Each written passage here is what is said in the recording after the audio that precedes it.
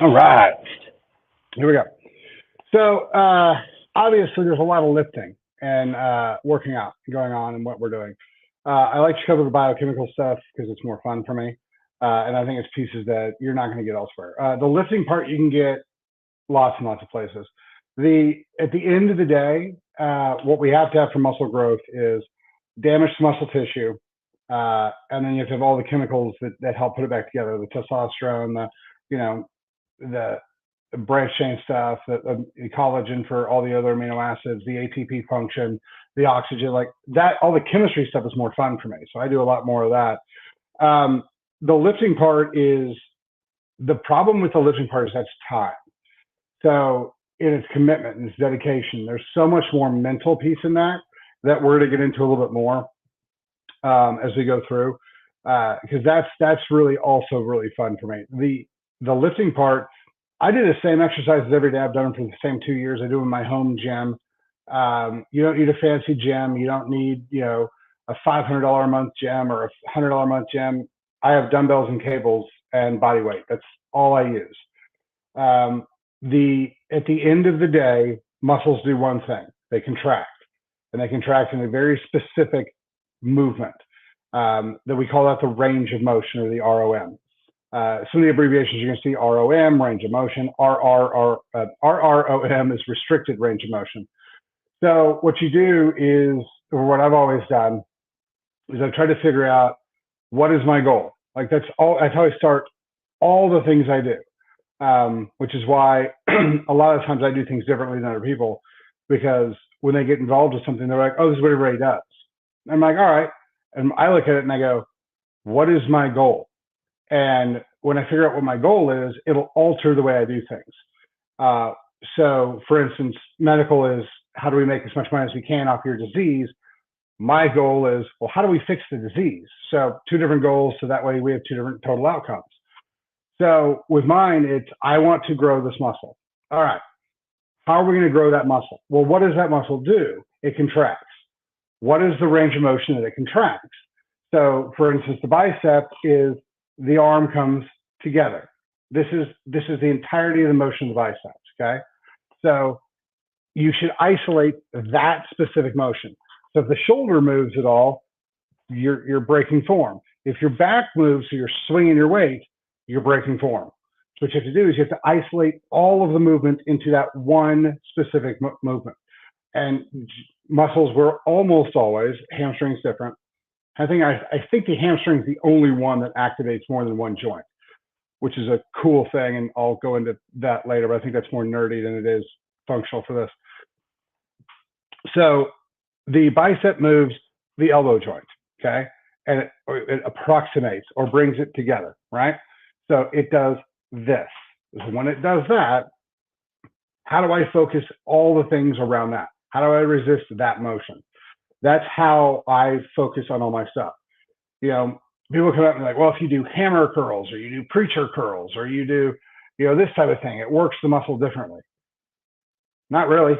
I mean, it might work a slight piece of it differently, different, if you're trying to focus on a different head for bodybuilding or something like that, like in the quadricep by moving your feet around.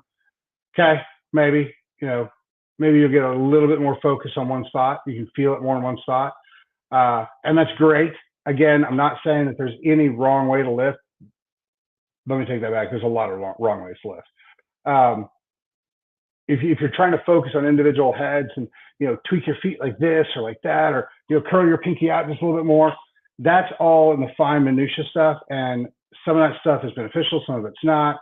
For the 99% of people, don't worry about that very much, because you're not going to be on stage. You don't really care to that level.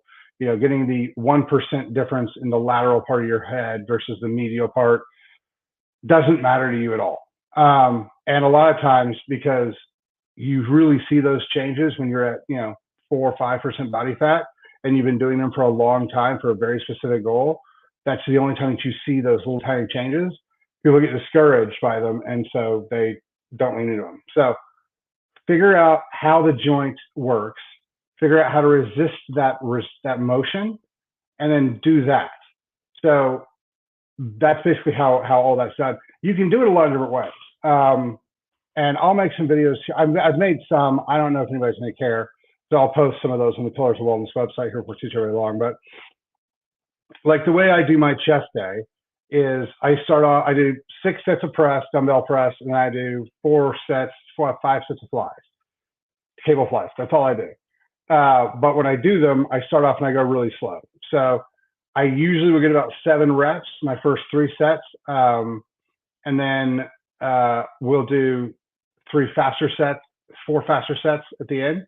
And so I'll get 7 in the first 3, and then I'll do 17 to 20 on the last ones with the same weight. But I go really, really slow because the way I want to start this off is I want to exhaust the muscle. Again, however you're lifting, if when you're done lifting, you could do more, you failed. If you lifted heavy, if you lifted light, if you did time under tension, if you did whatever you did, if when you get done with your workout, you could have done an extra set, you failed. Because the point of the exercise is to damage the muscle as much as you possibly can while you're in the gym so that it can grow later. So and then that piece has a little bit of continuity to it. So I'll finish that in a second, but that's the thing. So I go really slow. I usually do about a 5 by 5. So 5 seconds up, 5 seconds down on each one of them for the first one. My second and third set, the last couple ones, we don't get to 5 by 5, but we get close. So, but the thing is that each one of those sets, the musculature is completely exhausted. Like I can't do 8. I can't do an 8th or a 9th rep, or I would. But I try to keep it to the point where the first ones are really slow. The second, the third and fourth are maybe a little bit faster. So it's 5 by 5, 6 by 6. And then towards the end, it's more 3 or 4 by 4. So, and I'm going to make a video of this and I'll post it here with too really long on what I'm talking about. I'll post it on Pillars of Wellness. But that's kind of what I'm talking about. So, and then when I do lats, I do my lats, individual hands. I don't use the bar. And the reason I don't use the bar is because the range of motion for your lats is here. If you have a bar, my head's in the way. So here, I'll back up to Instagram and see it. So it's here. That's your lat movement. If you have a bar, my head, my shoulders, everything's in the way. So I have to do that individual hands like that. So I like to use the cable cross for that. I think the cable cross is best for lat. The lat bar I think is a terrible use because you got it behind your head. Now you're not doing it right because everything's pitched wrong, or in front of your chest. And now we're talking about rhomboid row. So that's the way I like to do it. I'm sure lots of people are going to argue that using the bar is the best way and whatever. I don't care. But I also like to break everything up and give individual joints, individual function. So that's the other thing. That is probably the biggest departure lifting for me with everybody else. I will not use bars when I work out. No bench bars, no squat bars, no hack squat bars, like no bars. Each individual body part gets trained individually. So my right arm has its full range of motion. My left arm has its full range of motion. I mean, if you just look at bench press, right? The natural range of motion for the shoulders is here. Your arm's supposed to come all the way across your body. You can't do that with a bar because as the bar comes up, it's restricting the range of motion for your shoulders, which is why the vast majority of men who have been doing heavy bench for years have shoulder damage. My shoulders were hurting. My dad's had both of his shoulders scoped from bars. I quit using bars as soon as I could, a little after college. I realized that I couldn't do it because my shoulders were kept getting messed up. So I went to dumbbells, and all of a sudden, now that I could do that range of motion and actually have everything come together the way the shoulder is designed to function, my shoulders quit hurting. So that's the thing. That's when I kind of clued in that, if we go back to the way the body actually works, what is my goal? My goal is to work that muscle in that joint. Well, if that joint can't perform its natural, normal function, how am I working? I'm just damaging the joint. So that clued me into, okay, what are our goals? Our goals are to strengthen the musculature. What does the musculature do? It approximates a joint. In this, for flexors, they approximate joints. All right, so we're bringing that joint closer together. How does that joint move? I can't do that full range of motion with the setup I have, with the bar I'm using, with the exercise I'm set up for. I have to change the exercise I'm doing to accommodate what the body needs. And so that's why I quit using bars.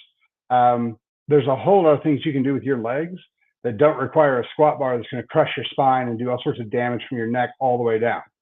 But if that's your thing, if getting under a heavy amount of squat and lifting, that's what clears your head, that's what makes all the crazy go away, and that's what makes you happy, great. Let's do that. Let's just make sure that we're, balancing the spine. Is your testosterone high enough? Are you doing decompression or inversion tables? Are you, taking care of your low back? Are you doing, SLRs? Are you working the musculature that protects and stabilizes your spine? Because if you're not, you're gonna have problems. It's a maintenance issue. If we're gonna add damage to the body outside of what we should, we need to add maintenance to the body outside of what we normally would do to buffer that. That's the entirety of this whole thing. So if you are doing squats, make sure you're doing extra work for your glutes, for your glute med, for your paraspinals, for your quadratus, for all the musculature in your low back. Make sure you guys are getting that work done, because if you're not doing that work, you're going to end up, damaging your spine. So I always tell people, discs only herniate for one reason. A force is put in the spine's too weak to handle, and the spine fails. Squats or pressure into the spine or forces into the spine that are abnormal. So if you don't build the musculature up to support you, just wearing a belt's not going to get the job done. It's going to give you this false sense of security, but it's not going to get the job done. So strengthening the musculature that stabilizes the pelvis, the pelvic floor, and the lower spine is going to be hypercritical if you're doing heavy squats. Again, you don't have to do heavy squats. I don't. I use body weight for mine. But that's kind of up to you guys how you want to play it. If you guys have any questions, hit us up, questions@chalmerswellness.com, and we'll start posting some of these videos. All the videos of what we're doing for food and diet and all that type of stuff, and some of these exercise stuff is going to be at pillarsofwellness.com. So you guys go check that out. You can get all the supplements and stuff there as well.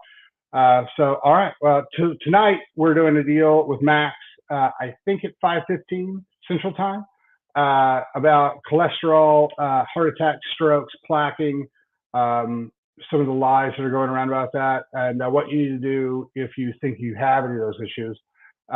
It very well could save your life or someone else's life that you love. So watch it and share it with everybody you can. It's a big, big deal. I'll talk to you guys later today, and I'll see you tonight. So thanks for your time.